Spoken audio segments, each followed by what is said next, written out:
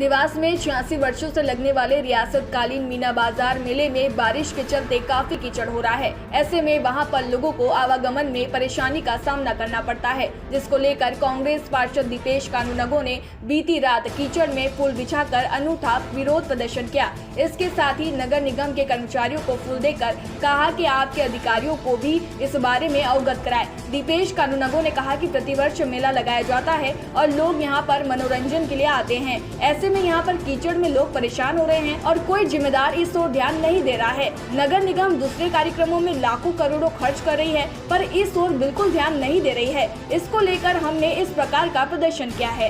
ये जैसे कि आपको पता है कि हमारे यहाँ ये प्राचीन परंपरा रही है।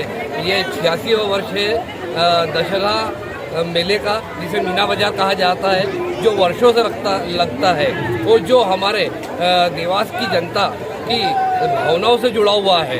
और यहाँ पर जनता साल भर इंतजार करती है इस मीना बाजार का। और हम यहाँ पर देख रहे हैं कि इस मीना बाजार में जो व्यवस्था है वो बिल्कुल खराब मतलब बिल्कुल पूरी तरह से खराब हो चुकी है। कोई व्यवस्था इन्होंने सुचारू रूप से करी नहीं। हर जगह गंदगी का आलम है।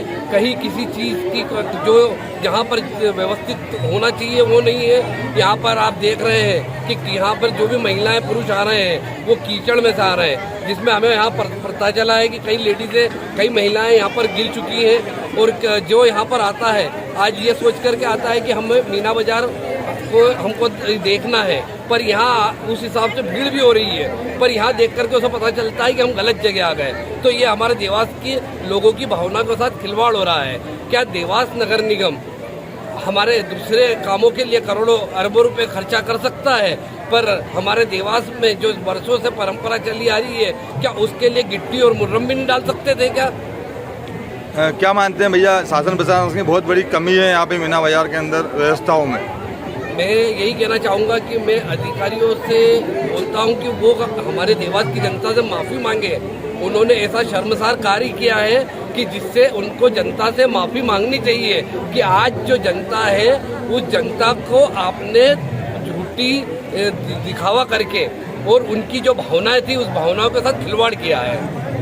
आपका नाम बताइए। यहाँ पर जो दुकानदार रहे जितने, मैं ये भी कहना चाहता हूँ कि इन सारे दुकानदारों ने हर साल जिस हिसाब से पैसा यहाँ पर देते हैं और इस साल भी उन्होंने उसी रूप से पैसा दिया, पर यहाँ पर पानी की स्थिति को देखते हुए उनको आधा पैसा दिया जाना चाहिए, आधा पैसा ही लिया जाना चाहिए, क्योंकि उनका धंधा पूरी तरह से मर चुका है। यहाँ पर मतलब सरासर देवास की जनता की भावनाओं के साथ खिलवाड़ किया गया है। पूरी तरह से जनता की भावनाओं के साथ खिलवाड़ किया गया है।